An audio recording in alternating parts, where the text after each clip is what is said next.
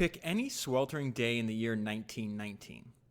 On the outskirts of Birmingham, Alabama, in a small mining village, hundreds of black men are at work, side by side.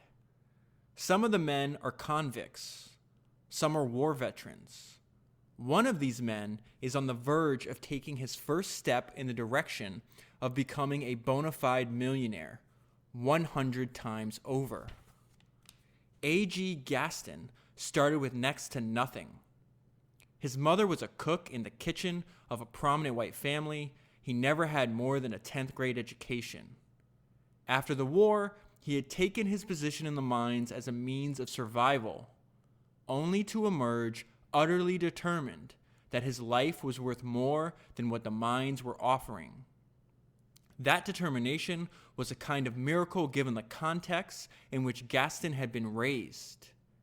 And that miracle is the foundation of the story that you're about to hear. All right, so that comes from the book that I'm going to talk to you about today, which is Black Titan, A.G. Gaston and the Making of a Black American Millionaire, and is written by Jenkins and Elizabeth Gardner Hines. So this is another book that was recommended to me by a listener, and I went to the Amazon product page and read the description, and this first sentence was enough for me to know that I had to read the book. It says, the grandson of slaves born into poverty in 1892 in the Deep South, A.G. Gaston died more than a century later with a fortune well over $130 million and a business empire spanning communications, real estate, and insurance. So let's go ahead and jump right into the book. Something to know, there's two authors. One author is actually the niece of A.G. Gaston, and the co-author is her daughter. So they have a lot of background to give us because he was the central part of a fairly large family, and they have a lot of information that is just not available anywhere else. All right, so I'm going to start out with his early life. He was heavily influenced, as that product description just said. He's the grandson of slaves. He actually lived with his grandparents from a very early age. And so their names were Joe and Idella Gaston. And it says, this is what he learned from them. He says, they were former slaves. They wind up being granted their freedom, and then they worked extremely hard and wind up owning and developing land. They're essentially farmers. And it says, the Gastons were lucky enough to fashion a new kind of existence for themselves, one that left a lasting impression of the value of hard work and sacrifice on their grandson. So the story of A.G. Gaston is him, just like most humans, being influenced and inspired by the examples of others. So this hard work is something that he engaged in. His niece said that he had a singular focus on financial success, and you'll see that a lot today. So it says, let me tell you a little bit about his mother, which is obviously the daughter of Joe and Idella. Her name is Rosie, and it says, Rosie Gaston had not been immune to the economic imbalance and the systematic underdevelopment that resulted from it. The only skills she possessed as a cook or a maid were ones in excess in this little town they lived in. I think it's called Demopolis. So this forced her to look elsewhere, a bigger city for work. So what happens is she's forced to leave her son and go to a larger city to seek opportunity. And it says, to give you an idea of that, the author says, what did Rosie Gaston feel on that first hot day when she peeled her son from her skirts and headed down to a road leading to who knew where? So why is that happening? His father dies. We don't know too much about it. He doesn't really. A.G. wrote an autobiography he published it in like the 1960s, and he just says, "My father died," and even the family doesn't know they don't know the details of what happened. So his father dies. His mother must leave to seek more opportunity, and so it says, A.G. would watch closely and learn as first one of his parents and then the other stepped away from a life that was dedicated to the soil. So they're talking about they're seeking opportunity that's different from the only opportunity presented to his grandparents.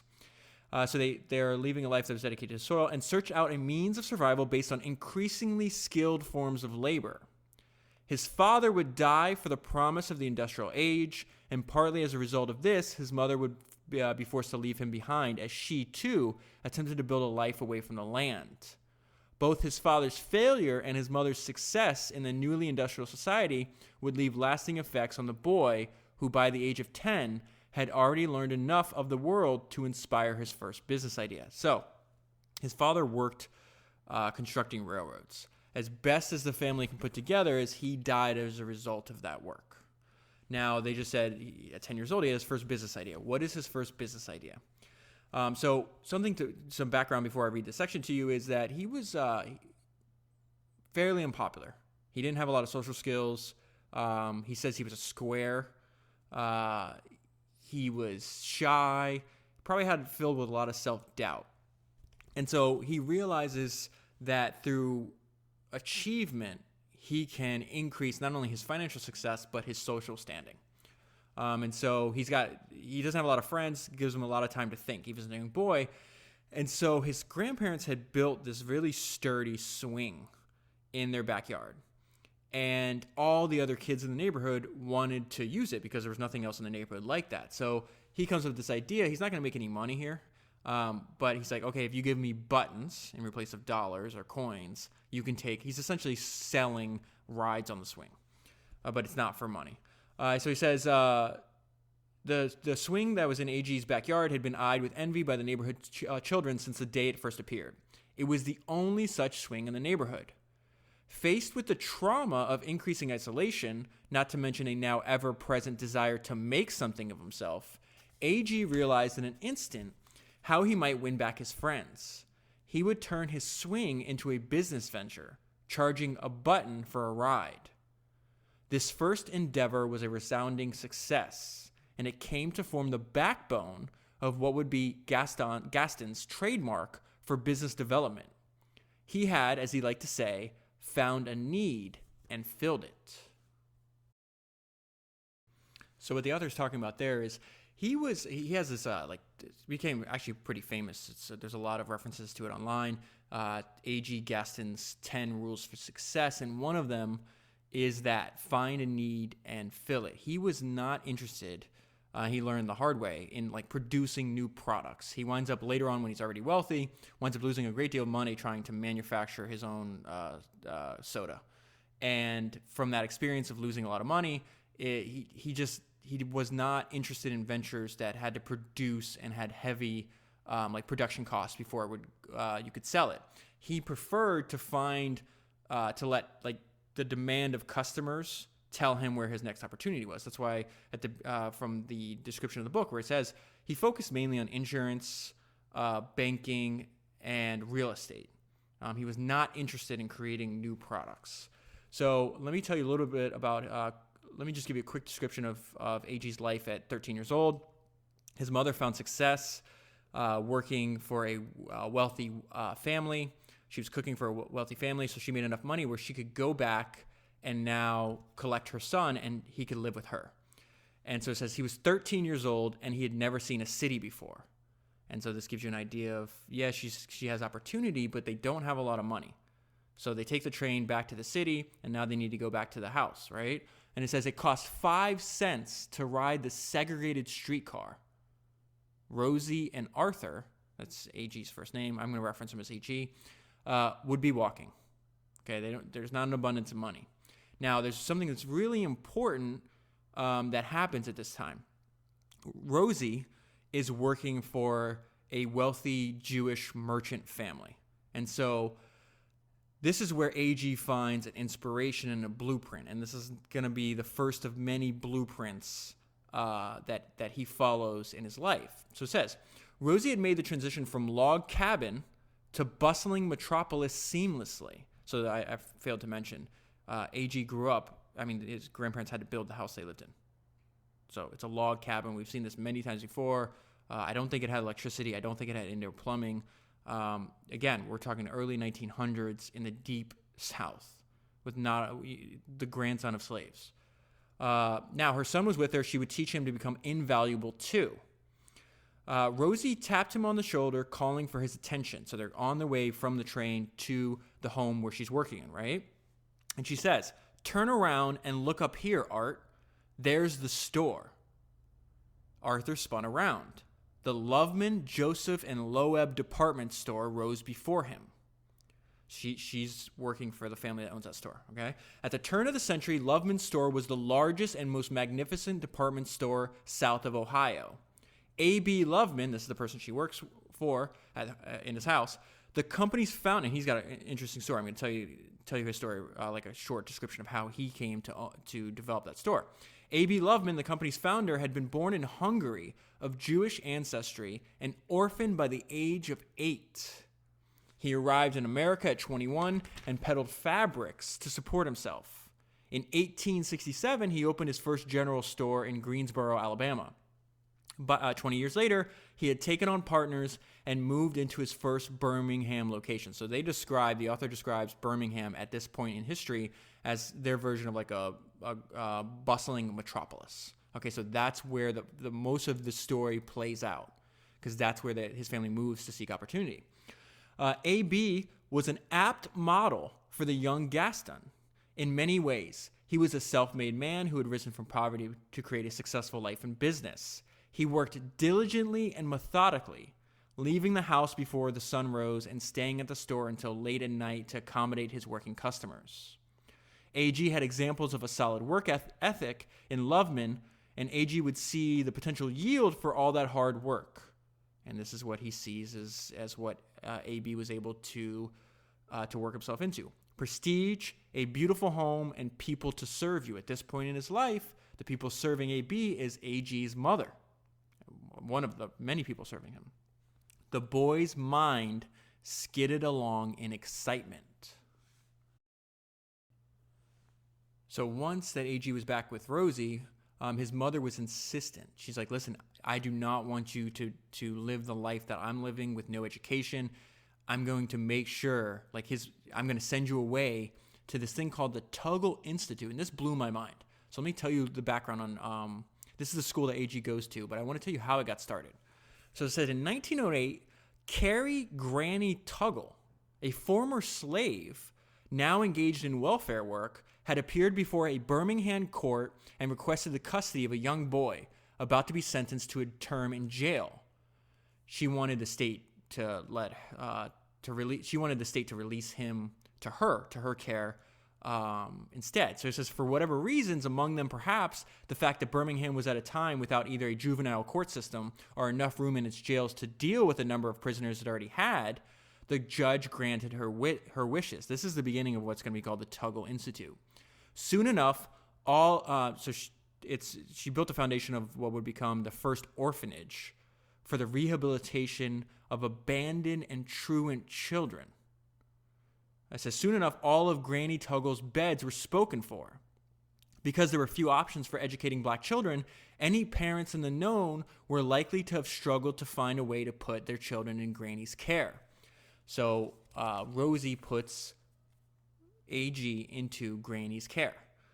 Now, this is the perfect purpose of the Tuggle Institute, and then here we find, this is where A.G. is exposed to the greatest influence of his life.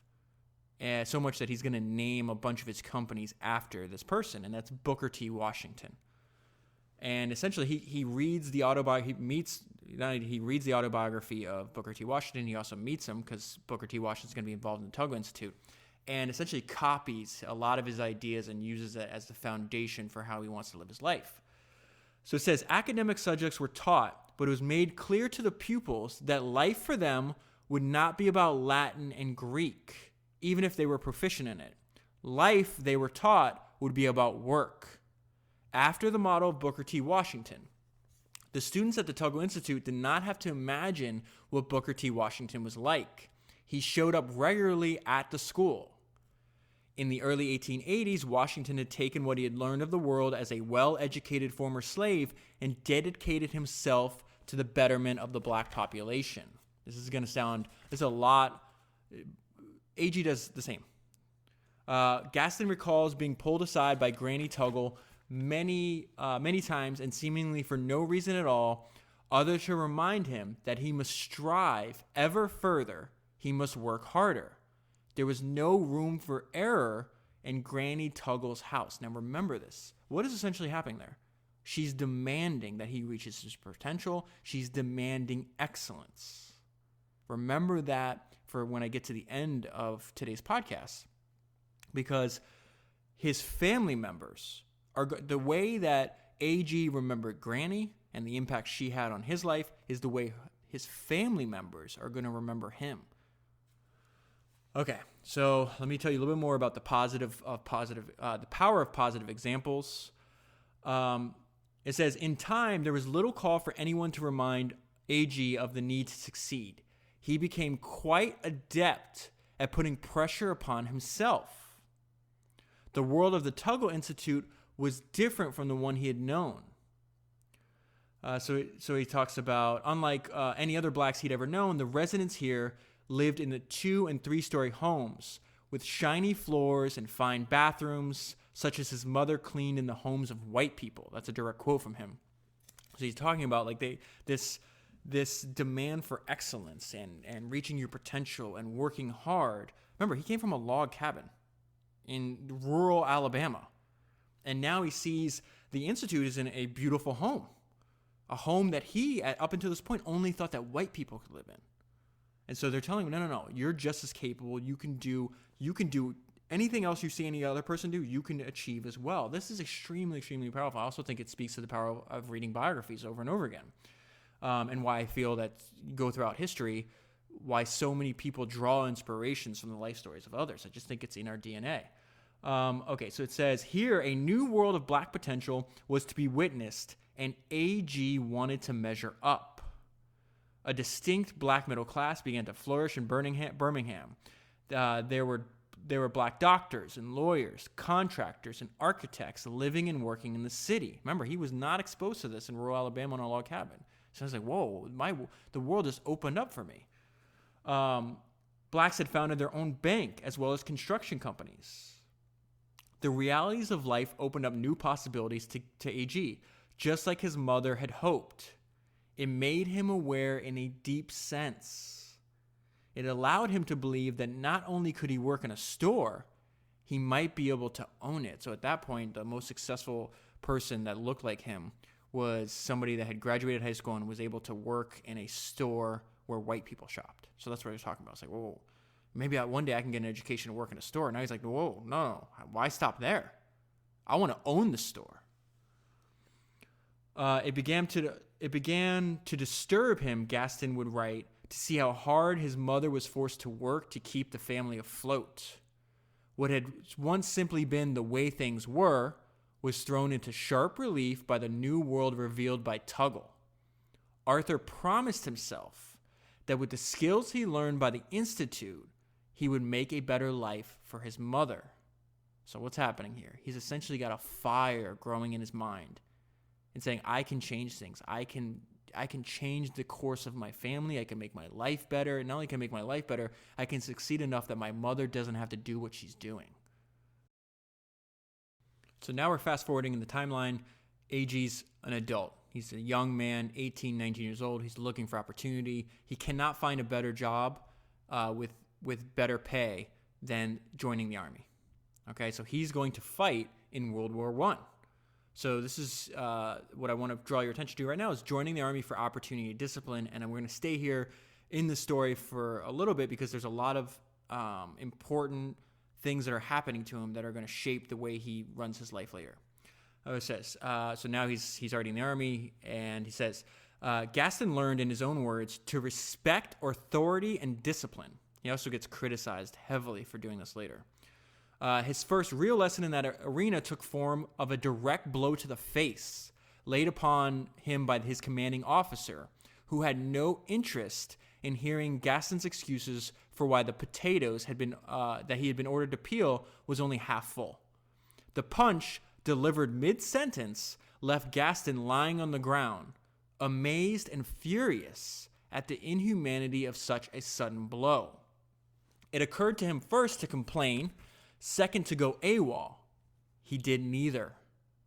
Instead, he picked himself up off the ground and stood at attention before the officer, offering a simple but firm "yes, sir" as his response.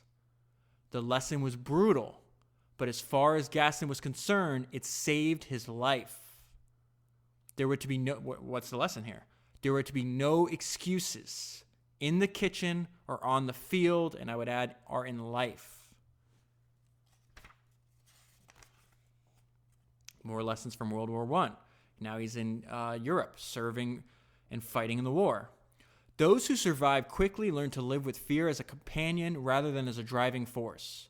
The soldiers learn to accept everything about the front: the noise, the smoke, the bombs, the cold, the wet trenches that stank of the living and dead alike. They learn to take it in stride and move on, move forward. Okay, so as you can imagine, grandson of slaves living in Birmingham, Alabama for the majority of his life. That one sentence could be a description of his entire life. He learned to take it in stride and move on and to move forward. That perseverance, that determination is key to how he winds up working in the mines and then dying with a net worth of $130 million. They learn to focus on the task at hand. I mean, think about what's happening here. He's exposing himself to some of the most extreme experiences that a human being could have. World War I, if you've studied it even a little bit, it's like one of the most grotesque wars that humans have ever engaged in. And yet when you go through these hard, trying experiences and you survive, you adapt and you overcome, he's building confidence to realize, okay, I survived one of the worst experiences that could ever happen in my life. He's going to see bombings, lynchings, murders. A good part of the book is about they call it like the struggle for civil rights. But when you read this book, it's a war. It's a war for civil rights. And when I think of the war for civil rights that AG is going to witness and participate in, he did so willingly. So what does that mean? He has an experience in France. And the words of Booker T. Washington altered the direction of his life. And so let me just read this section to you. It'll make sense after I read this. So he says, the author is comparing and contrasting the difference for a young black man in France in 1919, 1920, compared to that in Alabama, right? And it's night and day. It says, in France, he was treated like a man. In France, he could walk the streets without jumping off the sidewalks when a white person strolled by. That was the behavior expected of him back in Alabama. In France, it was clear the white people respected his uniform regardless of his color. They respected his allegiance to democracy and his willingness to fight for it. In France, it seemed anything was possible for a man like AG. France was a place a black man could live. This much was certain. So the next sentence is probably what you're thinking. So why not stay and make the best of the best situation? Or the best situation, sorry. And so now he's going to hear the words that resonate with him. Booker T. Washington has made a profound impact on his life already at this point. Cast down your bucket, he could hear Dr. Washington proclaim. Start at home. The experience in France had only served to make Gaston more certain of the fact that Dr. Washington had been right to believe that merit, not color, was the focal point on which a successful life was balanced. So it's interesting here. People are going to be exposed with the same situation and react differently.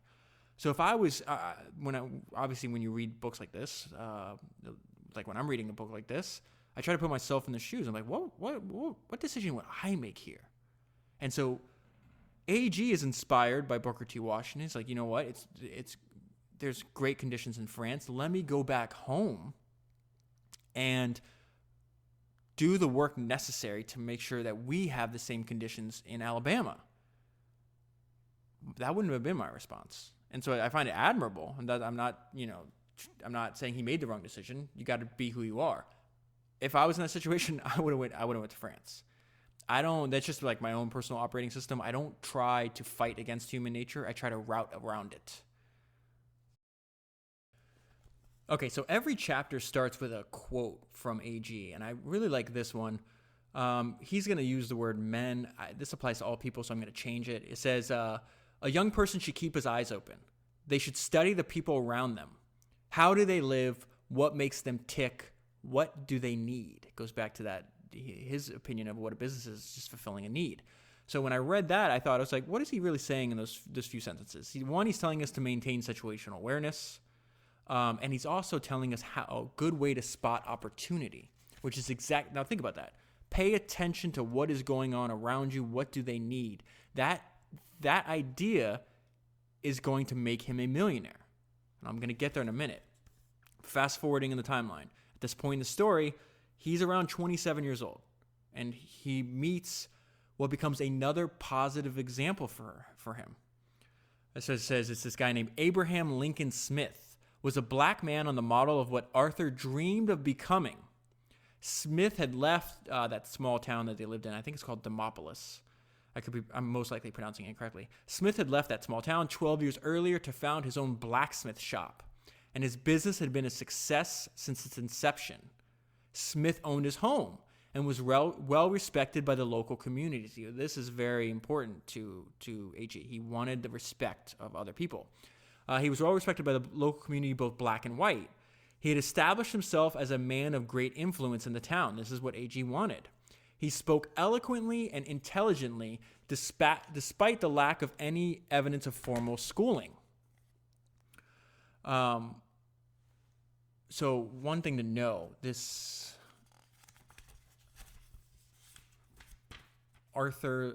Abraham Lincoln Smith, he's going to wind up becoming a business partner to, and I would say really more important than that is a father figure that AG didn't have.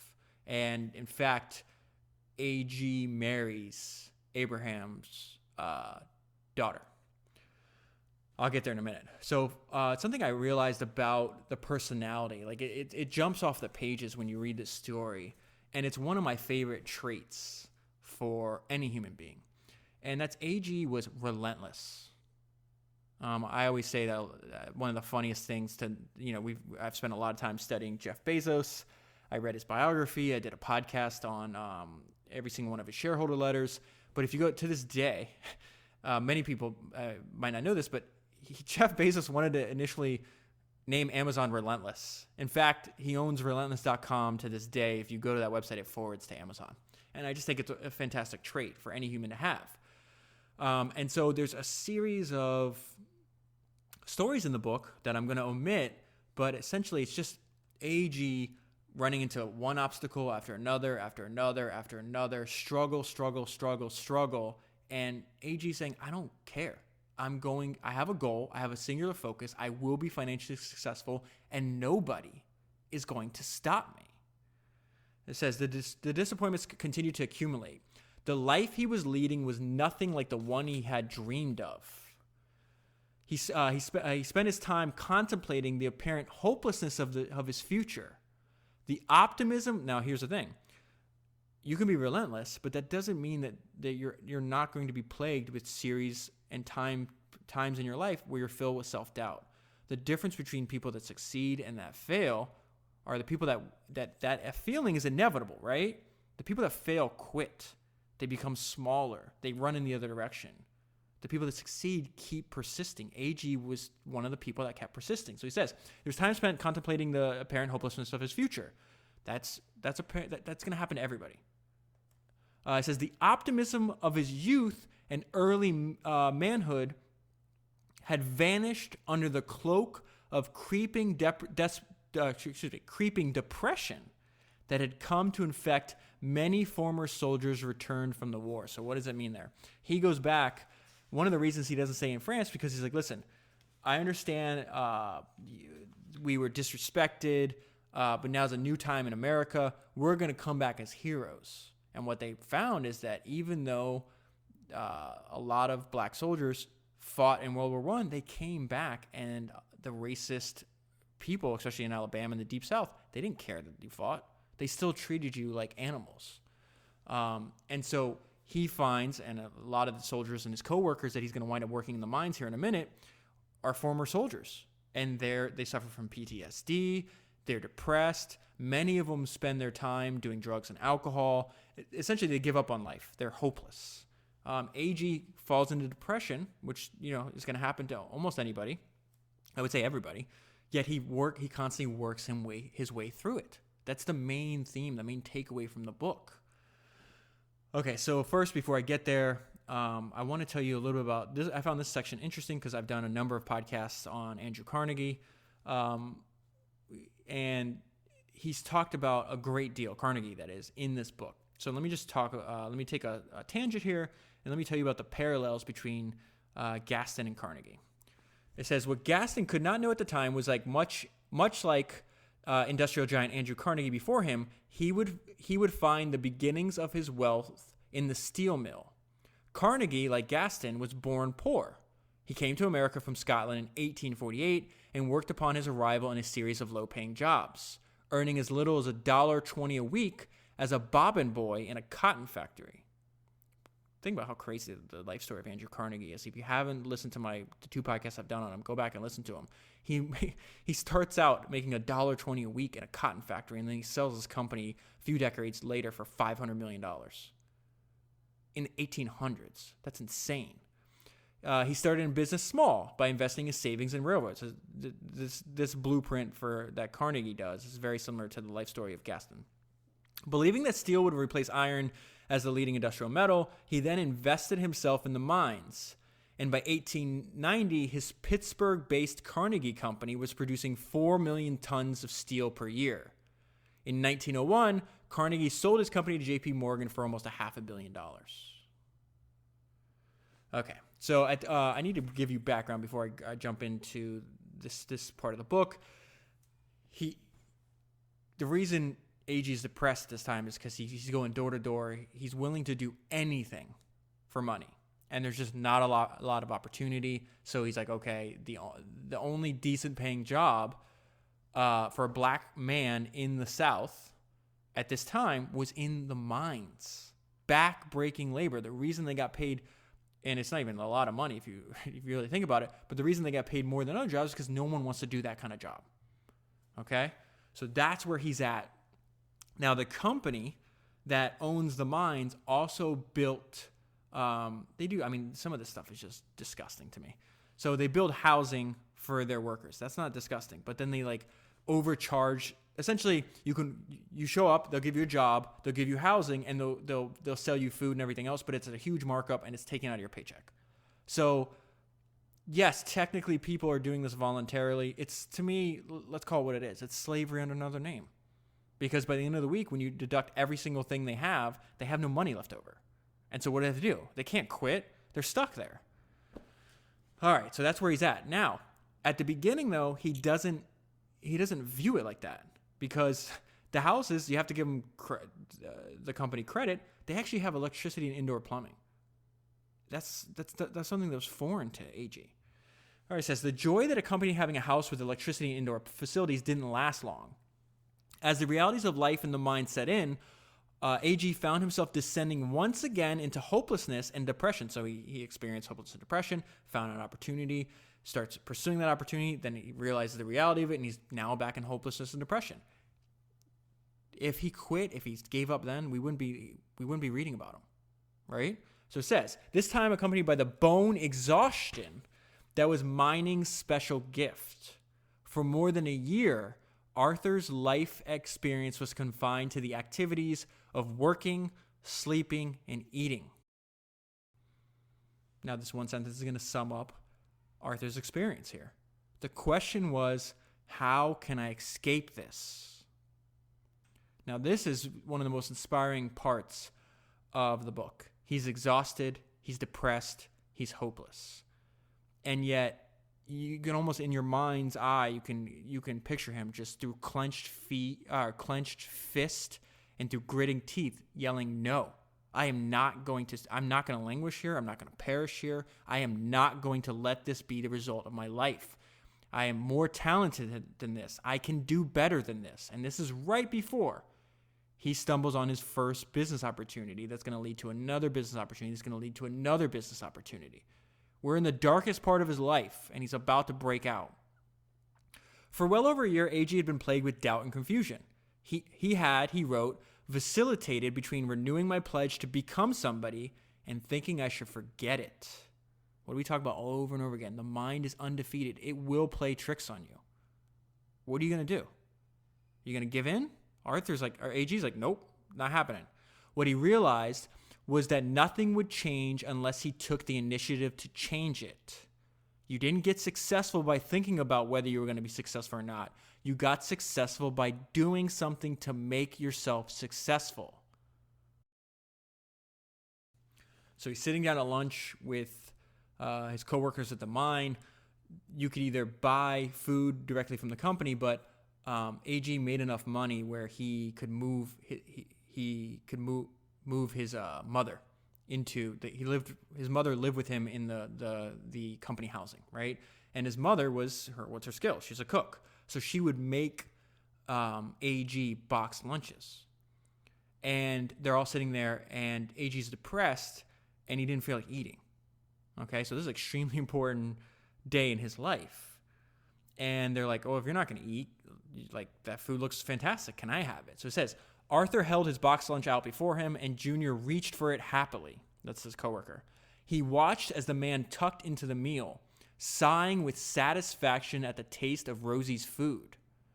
Junior looked at Art and smiled. Art smiled back, realizing he had found his business. Remember, he said, look, you just told us, maintain situational awareness. Pay attention to your surroundings. What are people doing? What do they need? In another word to say, what will they pay for? So he says, Art smiled right back, realizing he had found his business. Men would pay for these meals, he thought, and he was right. The success of that business venture gave Arthur a taste of industry. And before long, he was once again the boy who had taken so many jobs that he could barely keep up with demand. He began selling peanuts and popcorn on the side. So that's in addition to these boxed lunches. So he's in business with his mother, right? Once he secured a financial foundation, he began. This is how, like, you just got to grab onto your first opportunity and not let it go, and then you can use that to build onto the second, the third, the fourth. And this is the story of AG's career. He just built slowly over time. I mean, he lived to he's like 102, I think. So he has 9 decades of working. So he's selling boxed lunches. Then he starts to buy and resell peanuts and popcorn on the side. Once he had secured a financial foundation, he began lending money out to his coworkers at a rate of 25 cents on the dollar. So right here, this is important, okay?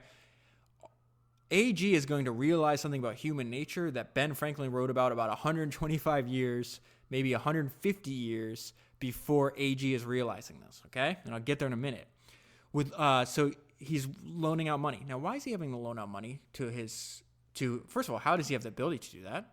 Right? He's doing that because he saves as much money as possible. He's extremely frugal. And he's also not just being satisfied with just having a job. He's building all these other income streams and all these other businesses, right? So, that's why he has the money. Now, why does he have to lend out the money? He's going to discover exactly what Ben Franklin discovered. With little competition for his services, so first of all, he's lending out money to his coworkers at the rate of 25 cents on the dollar. 25% interest, and they're accepting it. With little competition for his services, AG's wealth took on a snowball effect, compounding bi-weekly. He refused to spend his money on the small luxuries they squandered their salaries on. Many of the men who borrowed from AG used that money to impress the ladies. Fancy clothes and long nights in the bar ate up any money they could have saved. Saving became Arthur's primary habit, critical to his accumulation of wealth. It's critical to anybody's accumulation of wealth.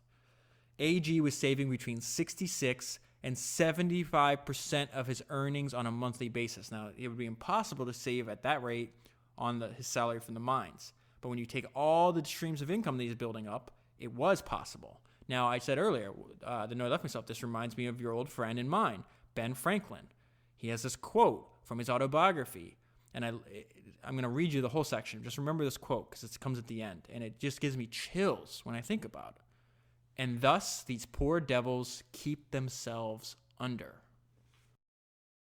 Okay, so let me put this book down and let me pick up Franklin's autobiography. This is, I don't know what founder's number this is, but I already covered Ben Franklin's autobiography. It's an episode you can look in the archives and find it. And pretty soon I'm gonna do another Ben Franklin podcast on Isaacson's biography of his. Okay, so here's Ben Franklin writing. He says, "I took to working at the press. It's a printing press, imagining I felt a want of the bodily exercise I had been used to in America. I drank only water. The other workmen, near 50 in number, were great guzzlers of beer." So what's about to happen on the next page is we're going to see that Benjamin Franklin was rare in human history in the sense that he could think and reason from first principles. If you're able to maintain a habit of reasoning from first principles, that puts you ahead of probably 99% of all humans that have ever lived. Most of the time, we're reasoning by analogy, which is another way to say we're copying. Now, none of us are immune to copying. It's embedded into our nature and our DNA. And so you're going to be able to reason through first principles on some things, but it's so laborious that it's going to be impossible. You're going to find some kind of set of heuristics, some shortcuts. And the way we tend to do that is by copying from other humans. So I know that it's inevitable that I'm going to copy, right? In some areas of my life, I'm going to be capable of producing original thought, right? But not in all areas. So the way I think about this is like, well, if it's inevitable that I'm going to copy, like, shouldn't I be very careful about the things that I let into what I spent, what I'm willing to dedicate my time and attention on? So my thought is, well, okay, if it's inevitable I'm going to copy, then I'm going to read a shitload of these biographies of people that have done interesting things, because if I'm going to copy, I'd rather copy from the greatest minds in entrepreneurial history than some just random dude down the block that doesn't know anything. Okay, so we're going to see the compare and contrast between the way Ben Franklin thought and the way most people think. And he's going to break it down. Remember, he just said, I'm drinking water. Right? The other 50 people I'm working with, they're drunk all day. They're drinking beer. And beer is a lot more expensive than water. So it says, "My companion at the press drank every day a pint before breakfast, a pint at breakfast with his bread and cheese, a pint between breakfast and dinner, a pint at dinner, a pint in the afternoon about 6 o'clock, and another when he had done his day's work." Franklin has a point of view and his conviction, and he writes like that. Here's the next sentence. "I thought it a detestable custom, but it was necessary, he supposed, to drink strong beer that he might be strong to labor." So Ben Franklin's like, you're what are you doing? This is not a smart move. He's like, I have to drink strong beer so I can be strong for my physical labor that we're engaging in every day, right? So he says, "I endeavored to convince him that the bodily strength afforded by beer could only be in proportion to the grain or flour of the barley dissolved in the water of which it was made." So essentially saying, hey, why don't you take the material constituents of what you're drinking, break it down on each individual basis, and if you actually need, first of all, it's doubtful that it's providing you strength, but if it is, there's a different way to intake that. He's thinking from first principles here. So he says, which is made. "Then there was more flour in a pennyworth of bread, and therefore, if he would eat that with a pint of water, it would give him more strength than a quart of beer. He drank on, however, and had four." This is where it relates back to what's happening in AG's life right now, and the people he's lending money on, the ones that are allowing him. He's on the bright side of that transaction, if you really think about it, and that's going to allow him to compound his wealth to where he can compound his wealth and get out of the mines. These poor devils keep them under. They stay there and they die there. "He drank on, however, and had 4 or 5 shillings to pay out of his wages every Saturday night for that muddling liquor, an expense I was free from. And thus these poor devils keep themselves always under." Let's go. All right, back to the book. So this is a fundamental change. On the next page, all right, so we already know that that AG's saving a bunch of his money.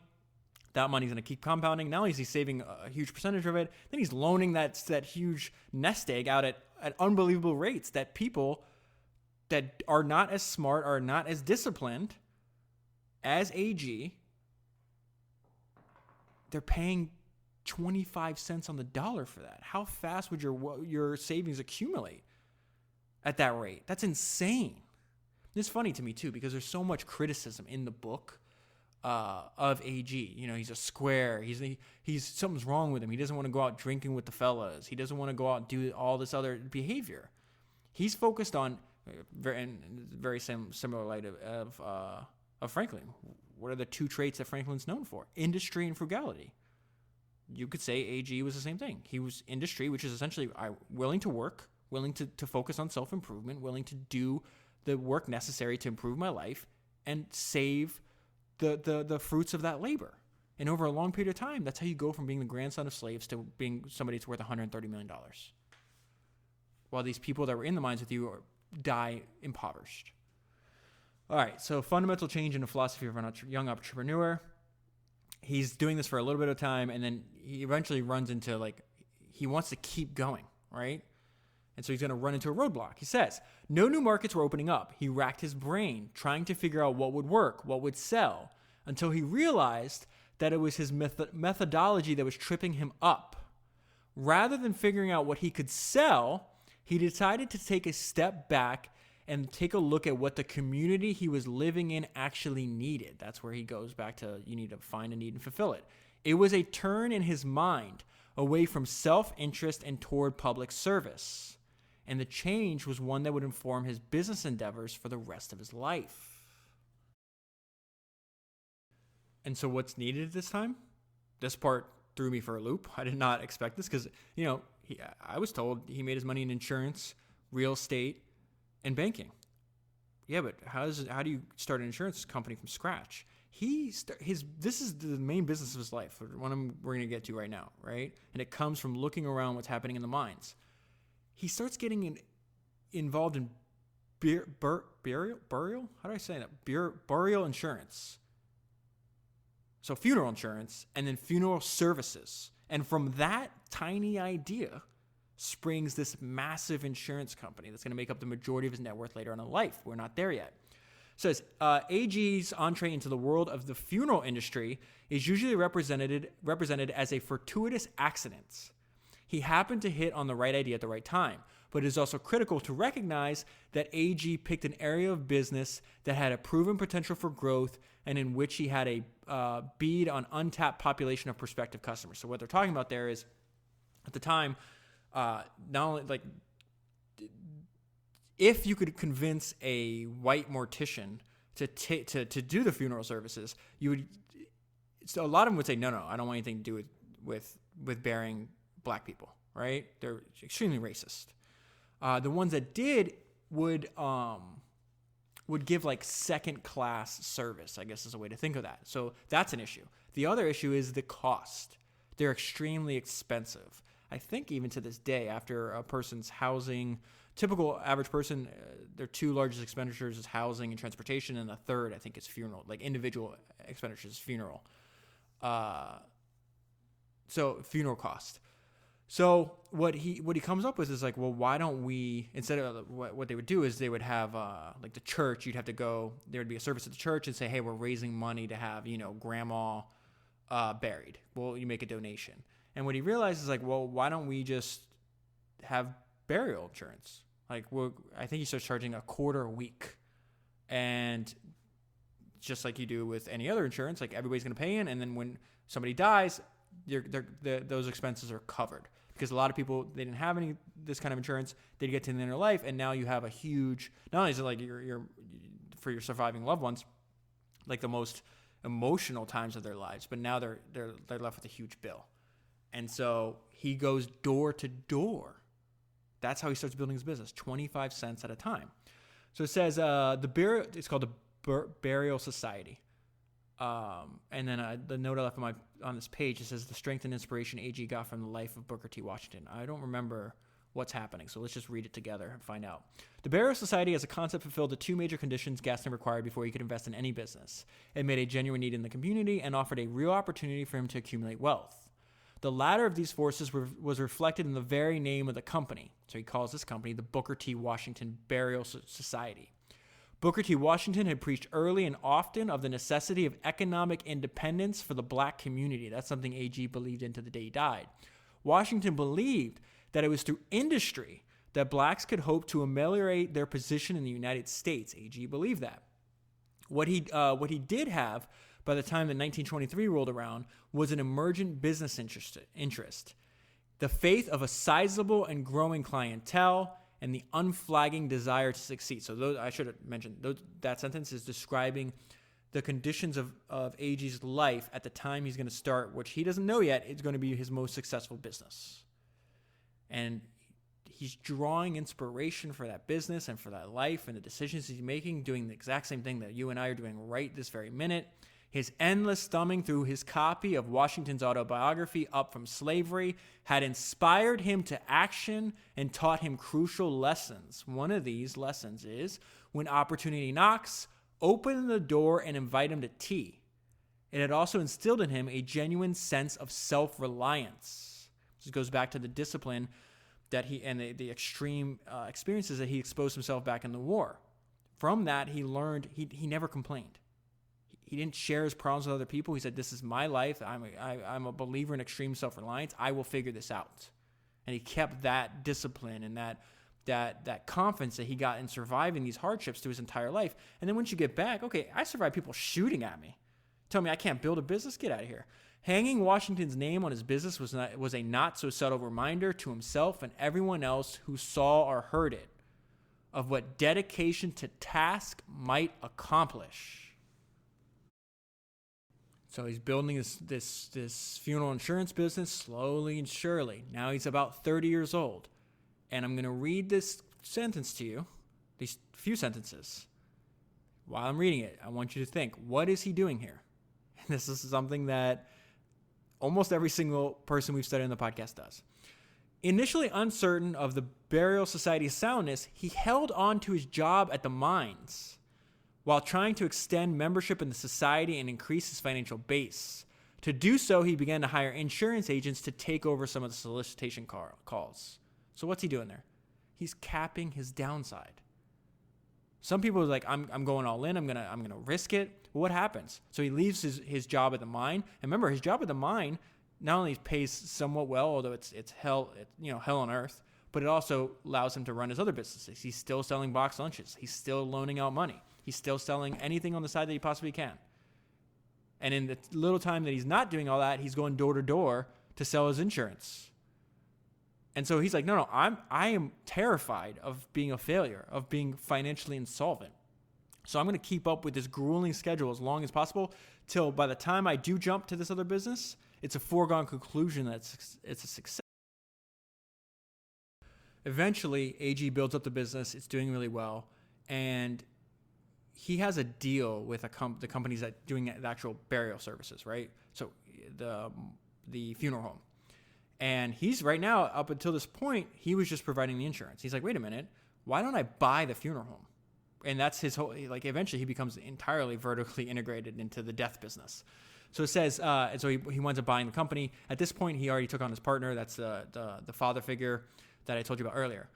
Gaston had secured for himself a situation that virtually guaranteed a greater influx of money into his own hands, because he now owned the mortuary that performed the services for which his insured customers would be paying. He held all the tools necessary for effecting profit and loss margins. He eliminated the middleman and freed up a greater share of the net gains for himself. Just another smart idea. So now at this point in the story, AG's living through the Depression, okay? And now he's living through the Depression, but his partner, Dad Smith is what he's called, is dying of diabetes, and AG married Dad Smith's daughter. She's also dying. They don't ever say what her illness is. So Dad Smith dies, and then 6 months later, his daughter dies, okay? But this is going to give you an insight into his personality. And that insight is that he relentlessly focused on things that he could control, and he had a bias for action. So it says, not once in his autobiography does he mention the Great Depression, or they call it an economic holocaust. No person who lived through that era was unaware of the devastation. But like Creola, that's his wife, and Dad Smith's illnesses, the Depression was nothing AG could do anything about. As in those cases, rather than dwelling on what was beyond his power, AG once again buried himself in what he could control, his work. So once they both pass away, we see more of his personality. He's not one to open up and reveal his emotions or his pain. He just grins and bears it. So it says, if AG had been a different man, perhaps he would have told us more about how it felt to lose Dad Smith and Creola, one after the other, in a period of only 6 months. Perhaps he would have left us with some truer understanding of who he was, emotionally speaking, as a human being. But that was not, in fact, the kind of man he was at all. He was a man who recounted events without betraying much sentiment of the negative sort. His spin on any subject always tended towards the positive, as if regret, and this is a hell of a statement. And if you take this statement in the context of his life, you can understand how he arrived at this MO. As if regret and dissatisfaction were luxuries he could either not afford or simply refuse to brook. Now we're going to see, fast forward way ahead in the story. Okay, so he's got a number of flourishing businesses, but he's running into a bottleneck. He can't find the talent that he needs for his growing businesses. So what do you think a person with his personality does? He's like, okay, that's fine. I'll educate and train these people myself. So this is where he starts another business, and it's called the Booker T. Washington Business College. It says the Booker T. Washington Business College was conceived of and founded by Gaston in 1939 to provide training to potential employees of the insurance company and funeral home. The growth of both companies had necessitated the hiring of additional employees, but Gaston was continually dissatisfied with the caliber of applicants who came knocking on his door in response to his employment ads. Few had the basic training required to work in an office environment. It didn't take long for Gaston to realize that the only way to ensure that his employees were properly trained was to educate them himself. And it's really smart. Not only does he open this up, it becomes a business that can maintain its own profit. And it's not just reserved exclusively for people that are going to work in his businesses. It grows, and then people are trained, and then they work in all kinds of businesses. So it goes back to him wanting to help his community and to realize that, hey, you're not going to be able to grab the opportunity that's out there for you if you don't have the required skills. So come here and gain that required skills. More about his personality. I think I mentioned this earlier, but the note says industry plus frugality. The survival of his business was his central concern. Remember, we go back to the singular focus we talk about all the time. No matter what the immediate personal cost. He had remained since his early days at the mines both an avid saver and an unabashed penny pitcher. Extravagances were indulged rarely, if ever. And so at this time, he's doubling down on this singular focus, and his singular focus is now mastering his craft. He decided to focus on, and this is his words, becoming the very best businessman I could be. I studied, read, listened attentively to the advice and counsel of auditors, lawyers, brokers, bankers, and other financial advisors. I learned to quickly digest a profit and loss statement. I realized the great importance of keeping good records, and I was scrupulous about detailed accuracy. I saved a part of all I earned. I was always watchful for sound investments. I insisted on top flight performance of my employees. Another way to say I demand excellence. And learned the hard way not to make the same mistake twice.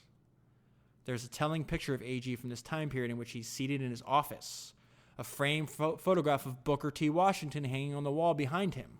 His desk is stacked with books and papers, but what is most visible is a placard. The placard bears just one word in bold letters. Think. It was Gaston's new directive and his personal imperative. He had begun to climb. Like a lot of people, it took Gaston decades to figure out what his life's work was going to be. But once he figured it out, I love that he switched the second most important turn of events in his life, and that's the mastery of his craft. He's like, okay, I'm in it now. I have it going, and now I'm going to dedicate all my energy and all my singular focus to becoming the best possible person at my craft that I could be. To that degree, he continues his vertical integration here. Starts out with burial insurance, then he's owning the funeral homes, which expands, and now he's like, you know what? I'm just going to own the cemeteries too. In acquiring the New Grace Hill Cemetery in 1951, along with the Mason City Cemetery, Gaston hammered the final nail into place in his vertically integrated business model. Gaston could now control every level of the business of dying, from preparation to interment. He owned the company that ensured the burials, the mortuaries that prepared the bodies, and now the place where those bodies were interred. And eventually, that burial insurance branched out into a full-fledged insurance company. Now, I'm going to skip over a large chunk of the book because it's it is outside the scope of what we're trying to do here. And this is where the authors do a great job in grotesque detail, necessary grotesque detail, in my opinion, of describing the wars that are happening in Birmingham, Alabama, and other areas of the South at this point in American history. And I think I've told you over and over again, I've spent, thousands of hours by this point reading about military history, listening to podcasts about military history, watching documentaries about military history. I am fascinated by the extremes of human behavior. War being one, excellence and personal achievement being another. There's a lot you can learn on the end of those spectrums, right? So I'm going to skip over a lot of that, but I do want to give you an idea of where he sits in all this and how he viewed it. He had a relationship with Martin Luther King. Martin Luther King, when he came to Birmingham, would stay at the hotel that AG founded. And AG founded that hotel because black travelers had no place to stay. But there was a bit of contention between them. They looked at things very differently. There was a mutual respect, but AG was old enough to be Martin Luther King's father, and he's just more conservative. And his opinion on a lot of this is Gaston's perspective on the war for civil rights. And you need to gain economic freedom. And that he learned that from Booker T. Washington. And Booker T. Washington, the book spends a lot of time about the criticism and comparing and contrasting other influential people of this time, believed very similarly. And so there's a lot that you could say in this book about this, but I think this paragraph gives you like a good summary and an indication into the mind of A.G. Gaston. So he says, "We cannot fight and beg from those we fight at the same time." His age and experience had taught him this much, though it would be years before most participants and observers of the movement understood what he meant by this economic imperative. A.G. viewed, and I think he's arguably correct in the context of the time he lived in, but he's definitely correct today, that he understood that power came from economic power. That's his perspective on this. In the context of the book, I'm not versed in this time in history, so I'm not saying that, and obviously in any case there's never just one right answer. But that statement that he's making there, he got a lot of criticism for. But again, everybody's shaped through their own unique experiences and ideas that they collect over a lifetime. And that's what he realized. And that's what he kept going. That's why he started a bank, started teaching other black people to invest in real estate, to not spend their money foolishly. He was very much an educator and a teacher, like a lot of the people that we cover here. He gained insights that were unique and perspectives that were unique through his experiences, and he passed that along. Now, some people criticized him for it. Some people thought it was foolish. Other people listened, and he did help a lot of other people maintain economic strength and prosperity. And it's important to understand that his line of thinking, not only was it influenced by his own experience, which he felt proved it correct, but he's echoing a lot of the ideas of Booker T. Washington, and AG was criticized for that, and so was Booker T. Washington. So let me expound on this a little bit, because I don't know if I'm getting to my point here, and I think this paragraph will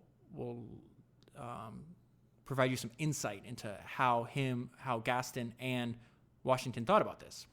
If the critical nature of economic independence, that's really a better way to put it, economic independence.